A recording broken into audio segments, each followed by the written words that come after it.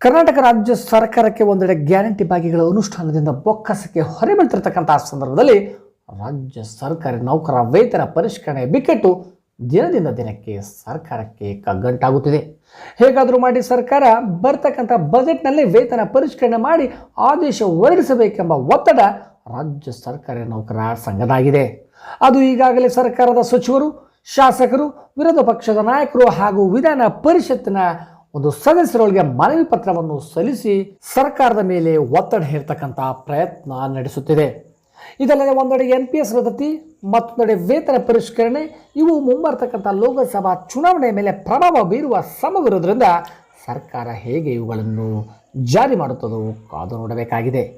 ರಾಜ್ಯ ಸರ್ಕಾರಿ ನೌಕರರ ಸಂಘ ಜನವರಿ 27ರವರೆಗೆ ಮನವಿ ಪತ್ರವನ್ನು ಸಲ್ಲಿಸಿದ ನಂತರ ಜನವರಿ 21ಕ್ಕೆ ರಾಜ್ಯ ಕಾರ್ಯಕಾರಿಣಿಯ ವಿಶೇಷ ಸಭೆ ಕರೆದು ಮುಂದಿನ ಹೋರಾಟದ ಬಗ್ಗೆ ಚರ್ಚೆ ನಡೆಸಲಿದೆ ಎಂದು ತಿಳಿದು ಬಂದಿದೆ. ಅಲ್ಲಿ ಮುಂದಿನ ಹೋರಾಟದ ರೂಪುರೇಷೆಗಳನ್ನು ನೀಡಲಿದ್ದು ಬರುವ ಫೆಬ್ರವರಿಯಲ್ಲಿ ಉಗ್ರ ಹೋರಾಟಕ್ಕೆ ಸಜ್ಜಾಗಿದೆ ಎಂದು ತಿಳಿದು ಬಂದಿದ್ದು, ಒಂದೊಮ್ಮೆ ಸರ್ಕಾರ ಶೀಘ್ರದಲ್ಲಿ ವರದಿ ಪಡೆದು ಜಾರಿಗೊಳಿಸದಿದ್ದರೆ ಮತ್ತೊಮ್ಮೆ ರಾಜ್ಯಾದ್ಯಂತ ಅನಿರ್ದಿಷ್ಟ ಮುಷ್ಕರ ಮಾಡತಕ್ಕಂಥ ನಿರ್ಧಾರ ಕೈಗೊಂಡ್ರೆ ಇದರಿಂದ ಸಾರ್ವಜನಿಕರಿಗೂ ಹಾಗೂ ಸರ್ಕಾರಕ್ಕೆ ಸಂಕಷ್ಟ ಕಟ್ಟಿಟ್ಟ ಬುತ್ತಿ. ಹಾಗಾಗಿ ಮಾನ್ಯ ಮುಖ್ಯಮಂತ್ರಿಗಳು ಯಾವ ನಿರ್ಧಾರ ಕೈಗೊಳ್ಳುವರೋ ಕಾದು ನೋಡಬೇಕಾಗಿದೆ. ಧನ್ಯವಾದಗಳು.